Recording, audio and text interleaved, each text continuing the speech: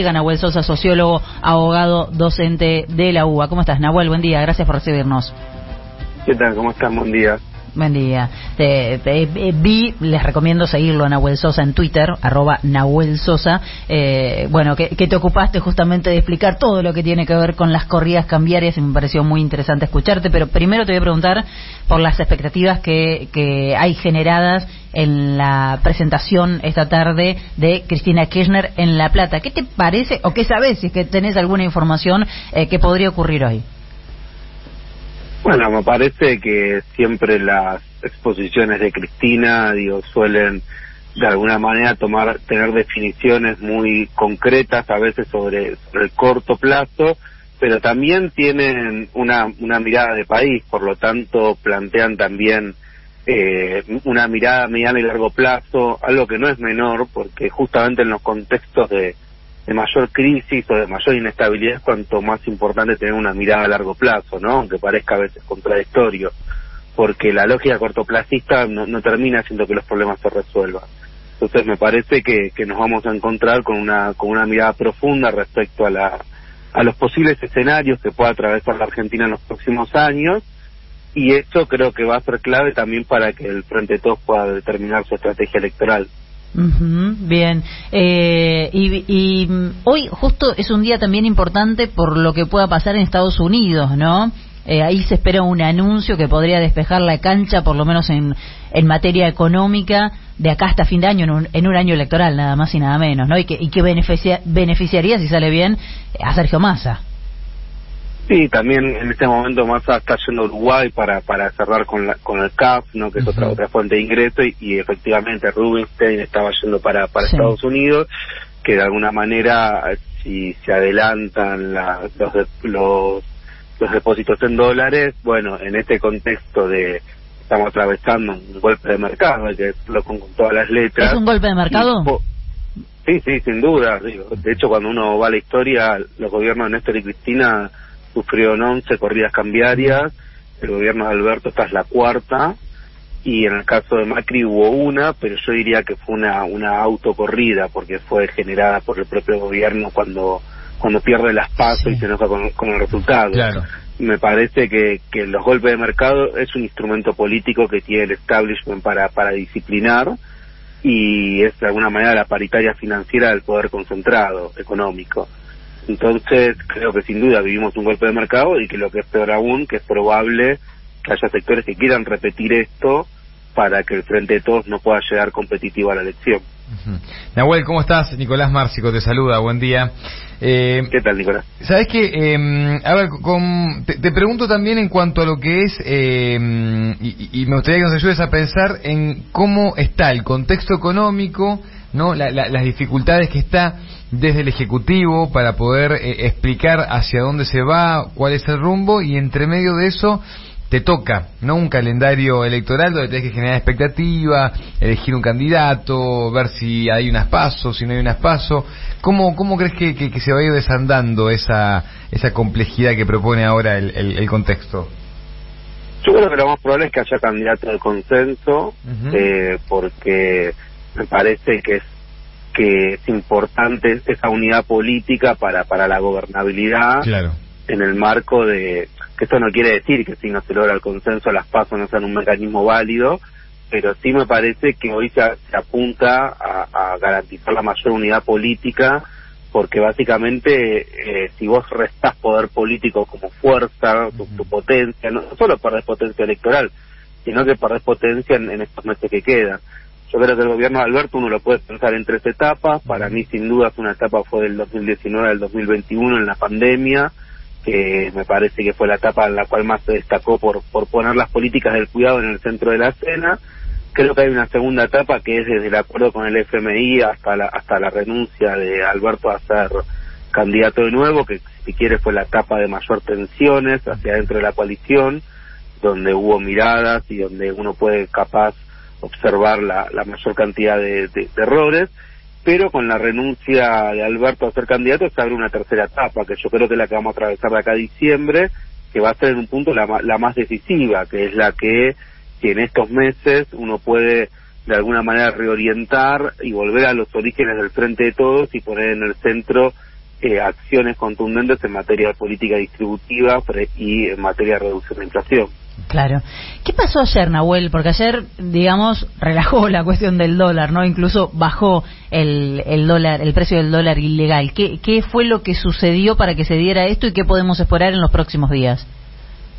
No, bueno, yo creo que siempre es bueno esto verlo de un lugar económico, pero también político, un poco desde mi punto de vista las corridas cambiarias no son un fenómeno puramente económico, sino que también son un fenómeno social. ¿Por qué?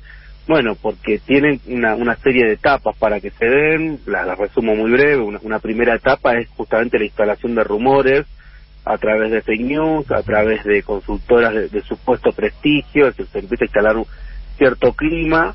Hay una segunda etapa que siempre es desacreditar a los organismos del Estado o a cualquier funcionario, es decir, si sale el Banco Central a decir una cosa, inmediatamente se plantea la idea de que no es verdad esa información. Sí.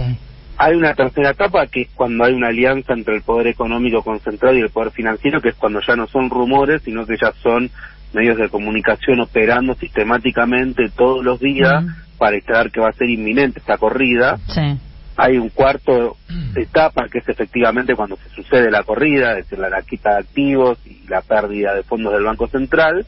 Y hay una quinta etapa que es cuando luego se construye la narrativa de quién fue la culpa, ¿no? Entonces siempre por lo general en esta quinta etapa los medios concentrados suelen echarle la culpa al gobierno, al populismo, al peronismo, o sea, se buscan distintos artilugios para utilizar. El problema es que en nuestro país esto cobra una dimensión mayor. Ahora, lo que quiero decir es que las corridas cambiarias son parte de acciones destituyentes y que en el siglo XXI muchos países de América Latina se utilizaron, o lo que en el siglo XX se llamaba guerra sucia económica, este tipo de sacudones para debilitar a gobiernos populares.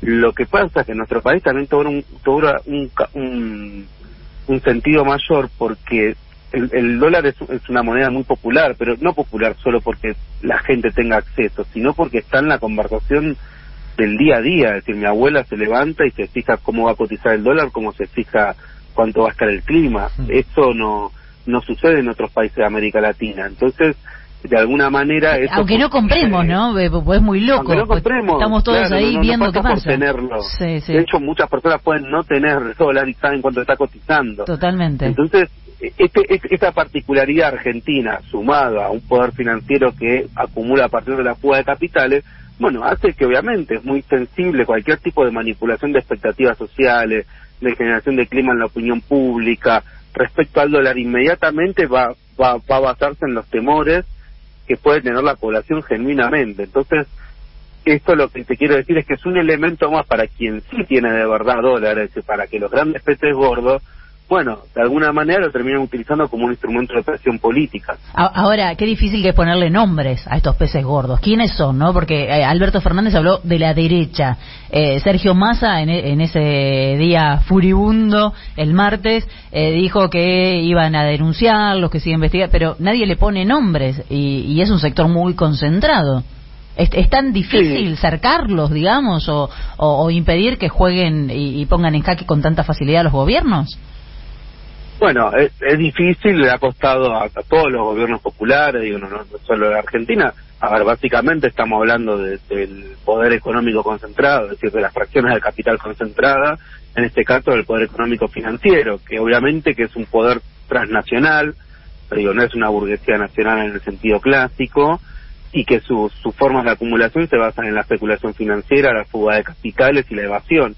Entonces, es difícil a veces detectar, más allá de que uno pueda poner nombres y apellidos, ¿no? Digo, está claro que los bancos han sido, en su momento también han formado parte de este esquema, lo que comúnmente grandes empresas que antes se dedicaban a la producción asumieron lógicas financiarizadas. Entonces, se vuelve difícil porque ya no es la cueva de Florida nada más la que está vendiendo, estamos hablando de grupos que de repente te quitan esas sociedades anónimas, que te quitan esa plata y te dejan en una situación de vulnerabilidad.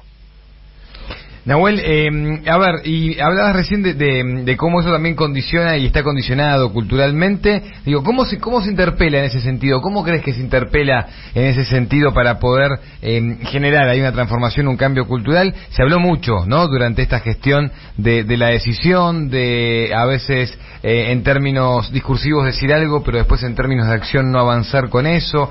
Digo, alguna batalla hay que dar, ¿no?